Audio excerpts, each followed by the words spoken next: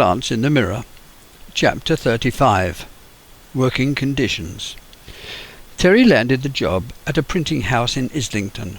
They were a family-run business, producing greetings cards and stationery. He went there after a period of years, working at two of London's leading plate makers. Trade plate makers convert the original artwork and type matter into a form suitable for printing down to the metal plate. The patched-up conversions made up the pages of books, periodicals, newspapers, magazines, labels, and greetings cards. Their parts were patched and planed onto foils, exposed to light-sensitive emulsion-coated machine plates and processed, ready for printing and finishing. It is the printing house that uses the plates prepared by the plate makers to make the machine run, and then they are cut, collated, and made up into the finished article. The firm's profits were made producing greetings cards. The fact that their reproduction department might be unprofitable didn't matter so much. They were profitable by holding the original artwork's rights bought from the artist. By owning the rights, the firm could produce that artwork in as many ways as they could think of, from greetings card to print to wrapping papers to place settings, from private speciality stationery to box making. One artwork incorporated into another, reversed, reduced, or turned upside down. The versatility was endless. They held a library of coloured, corrected, separated sets of films, with the costs of the original separations and corrections fully covered. Thereafter the job was free of further reproduction expenses, capable of being replanned to produce a multitude of new forms. One of Terry's jobs was the company's first colour print, and this was a new venture in 1980, previously considered unmanageable by the management. At that time, most of their work was in 6 colours, the 3 primary pigment colours, yellow, magenta and cyan, plus back was overprinted with pink and light blue to back up any colour deficiencies and to give weight. It expected that their prints would follow the same procedure, with perhaps a 7th special colour. I don't think that the management were prepared to see such a close reproduction by the use of the then conventional masking method. It was a revelation to them. When the final job was completed, they were very pleased. The management could see that here was another profitable line of work to exploit. The pigments and papers used by the watercolour artists were so close to the spectral measurements of good quality printing inks and paper. Print unions have always used the term chapel to describe their infirm or print house members, and this term derived from the original meeting place, a religious house where printing was carried out. Each member of Slade and P.W. Union were attached to a particular firm belonging to that chapel and had to work to the union rules as well as certain in-house working practices. A very strict routine was observed whereby each member in turn was expected to attend monthly head office union meetings and then to report to the chapel. The chapel secretary kept detailed minutes, which were then agreed in the proper manner adopted by a well-run meeting. It was normal that all the offices of the union were taken in turn, so that no one could absolve himself from the policy and decisions made. Every meeting, whether held at head office or local chapel, was officered and run according to the wishes of a certain clique of activists. They may well have been socialists, left-wing Labourites, Marxists, Leninists, or strictly unionists. A few were genuine seekers after better conditions for workers, and some only concerned with power, which allowed them to incite others, which in turn gave them even greater authority.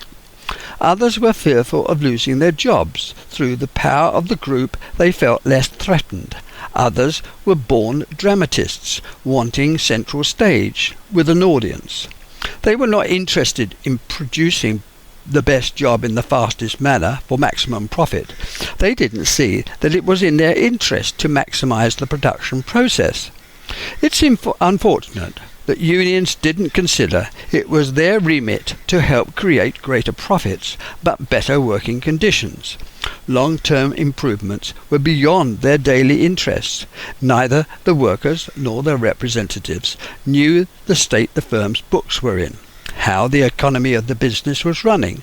They didn't know whether the firm was competitive with overseas markets, how the industry was standing up to new production methods, or how the firm, industry or country was faring economically. Their thinking was purely day-to-day and perhaps week-to-week. Planning for the future, to cover new technology or to consider making the firm more profitable was out of the question. Any sort of fraternization with the management was frowned on, and any suggestion from the shop floor to assist management to seek a way round problems frowned on. Wages, hours, holidays and conditions of work fought for in the annual round of negotiations, which at times were protracted and bitter. They could end up with an overtime ban and possibly a strike. And when it came to a strike, every method was used to force the issue, to the extent that artworks were lost and equipment damaged. As the weeks went by, troublemakers believed the firm should go under rather than the workers should give way. There was no sympathy shown for a firm who was finding it difficult to make ends meet. For a start, the workers never believed it, and secondly, half wished it were true, so that the management could experience what it was like to be a worker without a job. At a chapel meeting Terry attended, the union representative's father of the chapel threw his wage packet on the table, asking to see everyone else's. Eventually he got them all, and on opening them up, displayed what was in them. The meeting discovered that there was absolutely no difference between any of them. They were all paid the same, and this went down very badly. Some of the workers believed they were paid more because they worked harder or were given the most difficult work. The management were playing one worker off against another, giving the impression that they were being selective, when in fact they were being devious. The result was greater solidarity against the management. The activists then were given a stronger power base. The technical director introduced the clisograph. The original clisograph design had been devised for letterpress, to scribe, engrave an image to reproduce black and white originals, foils for block making. The Vario, as its name suggests, was capable of colour and monotone separations. The reciprocating machine, one side scanned the copy, the other side scribed the foil, was the invention of Dr. Hell of Germany. It was a marvellous machine, capable of producing excellent separations, which unfortunately had to be contacted to film, to produce an opaque image for plate making, its only drawback. The technical director was a keen advocate of perfect balance when adjusting the monitoring for black and white and colour television. He devised test cards and slides to register whether the TV cameras had been set up correctly. This concern for perfect continuous tone balance reflected in his interest when working the scanners. Nevertheless, the Vario's value was hidden from the management. Workers conspired to slow up every part of the production line, deciding between themselves what time they should take for each job, based on the size. And this could only take place in a firm which made a profit by selling the completed job. In business, where the firm produced part of the finished product only, a much stricter check could be made on what each man was doing. A new machine or process introduced into a firm by the manufacturers were given extra special treatment to ensure its installation was within the operational guidelines. In the case of the Vario clisograph, it was immediately clear to the workers that the new process would reduce the amount of time taken on the job and make workers redundant.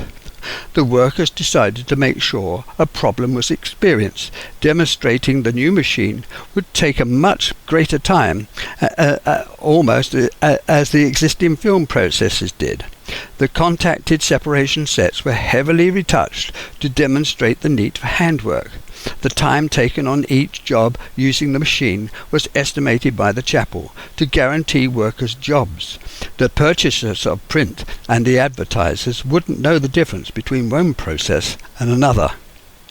The rundown of the industry was caused by workers who were greedy, manipulating easy pickings when they should have been looking to the future, appreciating that this new technology about to be introduced would draw more work to the firm and industry.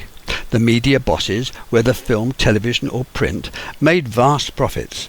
Workers saw what was happening and demanded more. The public and the advertisers inadvertently provided the rich pickings for the newspaper owners. The workers did have a point. There would be a reduction in labour and separation sets would be finished quicker.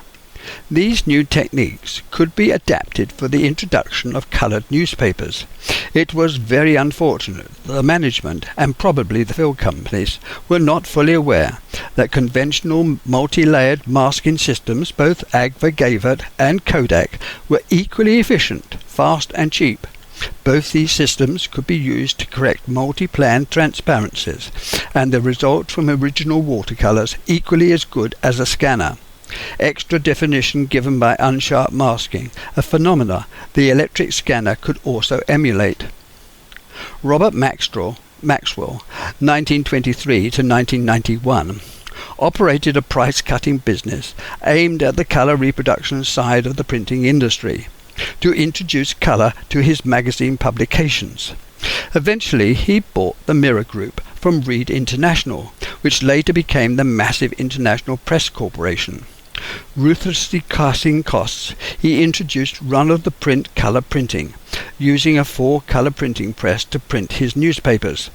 This broke the hold imposed by the unions, who were trying to force the newspaper managements to renegotiate wage rates and conditions. The move away from Fleet Street to Wapping by the newspaper industry had a prolonged effect.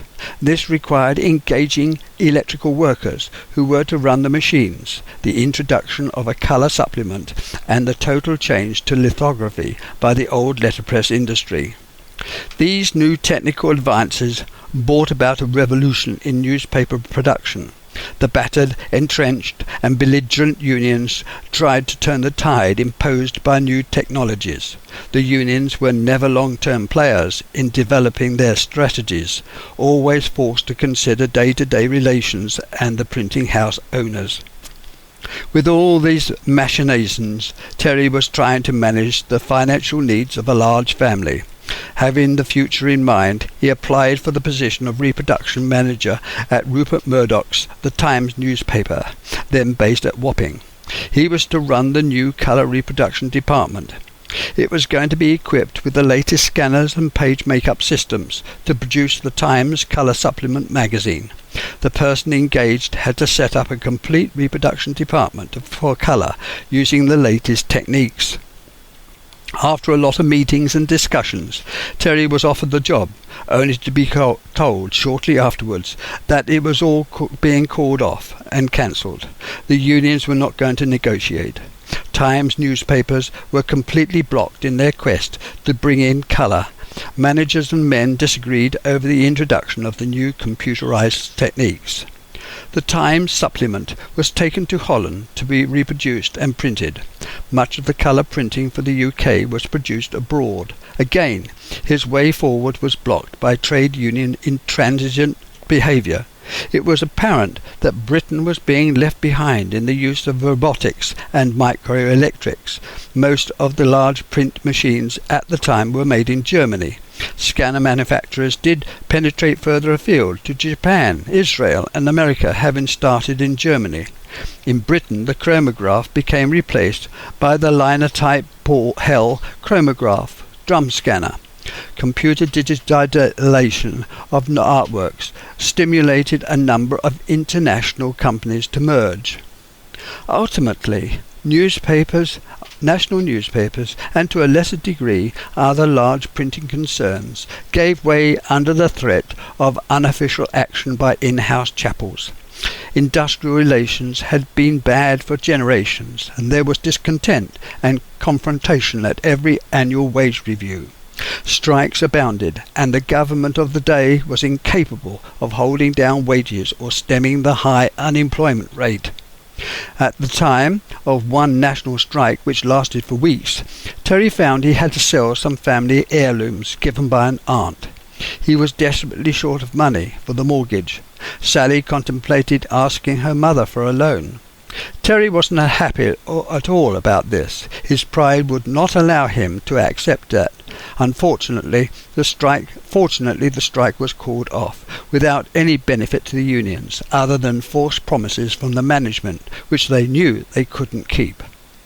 The Wilson ministry gave way to Heath's election and the eventual 3-day working week after the power workers' industrial action. Heath went to the country. Wilson was again elected. Callaghan invited to take over. After 2 years to complete the term, the following election gave Thatcher's Conservatives a chance to try to stem the international trade recession. Unemployment doubled, denationalisation continued, and inflation soared.